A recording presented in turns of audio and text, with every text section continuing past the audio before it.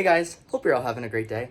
So my mom and I got a few plants to plant before I go back up to college. We got 2 trees and we also got some phlox. So that's actually the tag that I'm holding right here. I'll show you this tag a little bit better and show you what those plants look like. But it's a little windy and I don't want to get a lot of wind noise in the video, so I just figured standing in the garage is better off for now. But anyways, we have 4 phlox plants that we're going to be planting around our mailbox. And it'll be nice to just have some sort of perennial that's going to be growing. Although I will say we're going to be adding something else in. I'm not entirely sure what it is. My thoughts right now are going to be potentially lavender, just something that can cover the phlox in the summertime because I know it doesn't look the best after it blooms.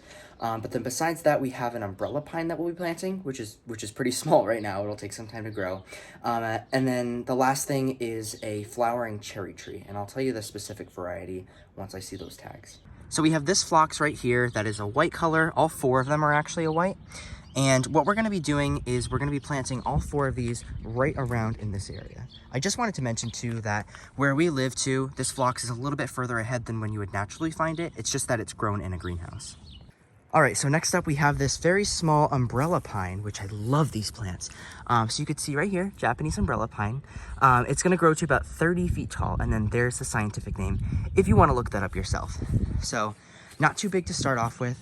What's really cool about these is even though we live in a zone 6, they have very thick needles and have somewhat of a tropical look to them. So kind of going in line with this tropical theme, we have the 2 banana plants there and then the hibiscus. So I would love to add a few more hibiscus, and we're going to add this in somewhere. It's not going to go right there. My thoughts are either going to be somewhere off to the side over here or maybe in this area. We got to be careful because the septic starts around here. So maybe it'll go more in this area. But this will grow and hopefully give us some privacy. All right, and then the last thing we're gonna plant today is this tree right here.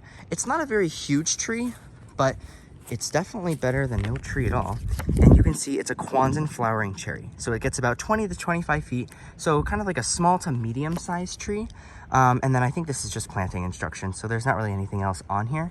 But yeah, this is gonna be a beautiful tree. You can see that there's some buds on here. You can see them better up here. But my mom had one of these trees when she was a child in her childhood home, and it always bloomed on her birthday. So it's kind of always been this thing for her where she's really wanted to get that tree and have it again in her yard.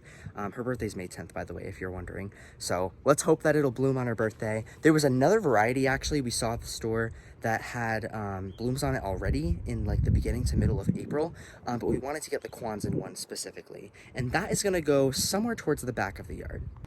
So we have these arborvitaes back here that we just planted not too long ago. And then we also have this weeping birch here. That's going to get on the larger side, but it's not going to be super wide, more just tall than anything else.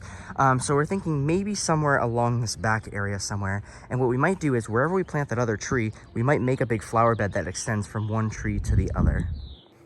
All right, but enough talking. Let's get planting.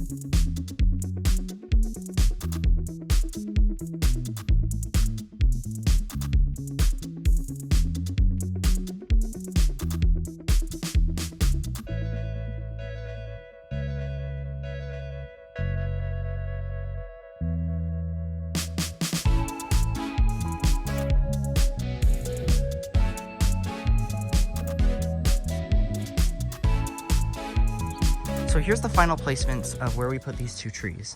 So here we have the umbrella pine where our deck is, and actually I want to move over to this area so you can see a little bit better of an angle of what we were thinking.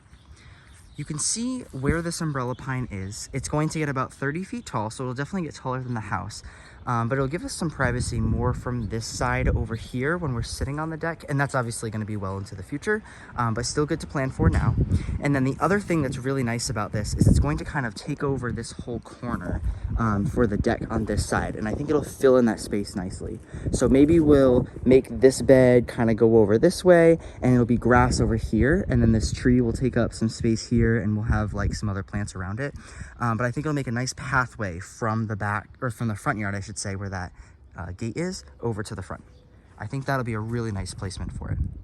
And then for the placement of this tree, we moved it over maybe about 5 or 10 feet closer to where we are. You can see where the birch tree is over there, and then this. And what's nice is when you back away from it, before it kind of looked like the two trees were parallel, and that didn't really look the best. It just looked a little like structured, I guess, whereas this looks a little more natural. But it's plenty far enough away from the fence where pretty much all of the tree, but at least most of it, will be in our yard, and it'll take up this space. Plus, this whole area where I'm standing is where our septic is for our house, and we can't really plant anything here, especially not trees. So it's kind of along the edge of it, so we can still plant it there, and that's pretty much the closest that we can get to where the septic is.